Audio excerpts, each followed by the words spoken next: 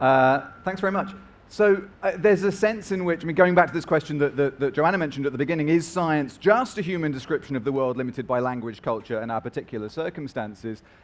Of course science consists in a series of human descriptions. Science is done by humans. It's not primarily done by dogs or cats or centipedes. It is, in that sense, a human construction. And of course it's also limited by the particularities of our circumstances, including the knowledge that past generations have given to us. So there are moments in time when scientists' instruments are better than they were at earlier points in time, and because of that cultural fact, scientists are able to better discover things as time goes by. We shouldn't oppose the notion that science is constructed by socially interacting groups of humans with the notion that science can also get at the truth. There are also plenty of perfectly straightforward ways in which culture affects the content of science. Most obviously, culture affects what it is that scientists end up working on. It's clearly not a coincidence that a very large proportion of research in pharmacology, for example, is dedicated towards examining diseases of the wealthy. It's clearly not a coincidence that very large numbers of scientists right now are working on climate change.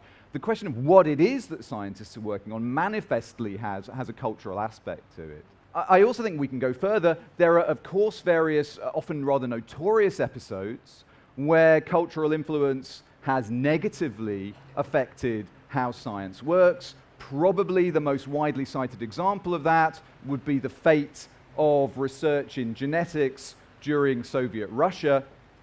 It basically became more or less impossible to do mainstream Mendelian research during that period because that Mendelian research was viewed as not being Marxist enough.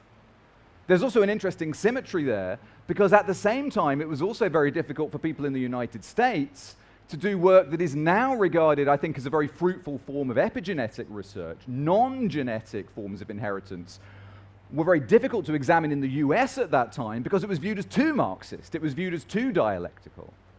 So there are all kinds of ways in which cultural influence affects the content of science. Now you might still say, okay, but cultural influence is always bad. It's always somehow undermining the content of science. I think we need to think that through very carefully. So going back to the case of Darwin, for example, Darwin was very wealthy.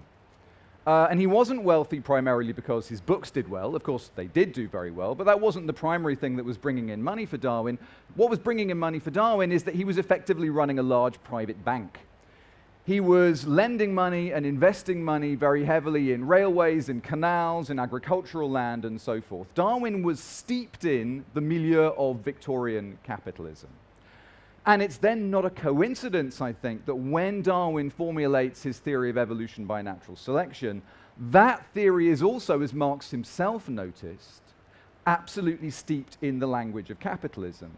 There's a continual set of references to division of labor, to ecological niches favoring increasing specialization, and this partly derives from Darwin's own reading of people like Adam Smith earlier on.